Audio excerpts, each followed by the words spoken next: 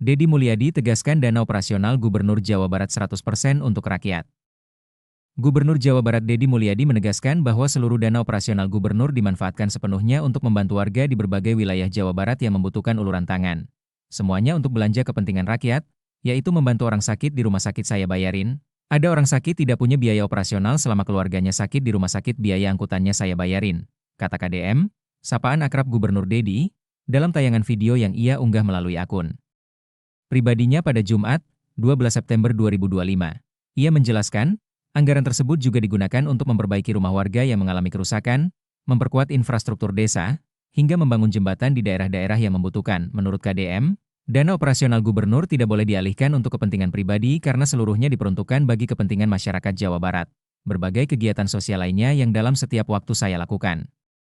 Setiap hari juga ada antrian orang yang ngantri ke Lembur Pakuan, tutur KDM, menggambarkan aktivitasnya yang tak lepas dari pelayanan publik. Berdasarkan aturan, dana operasional bagi kepala daerah, termasuk gubernur, ditetapkan sebesar 0,15% dari pendapatan asli daerah, PET.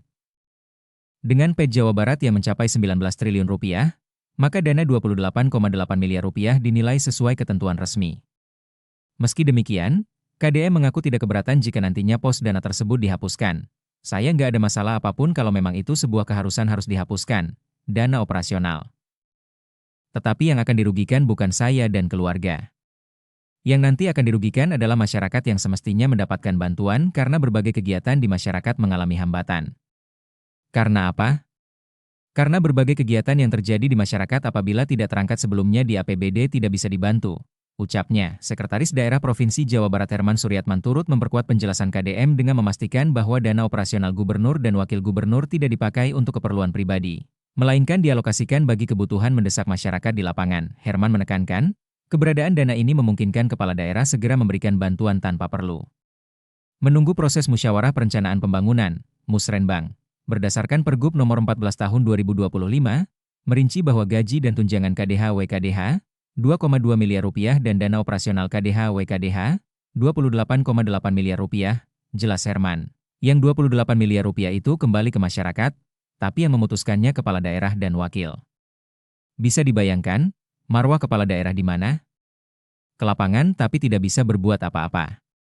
Misalnya Pak Gubernur dan wakil ke lapangan, di sana ada rumah roboh, kan harus diberi santunan, kan tidak mungkin dimusrenbangkan dulu, imbuhnya. Selain itu, Herman memastikan besaran dana operasional telah sesuai dengan regulasi dan peraturan yang berlaku.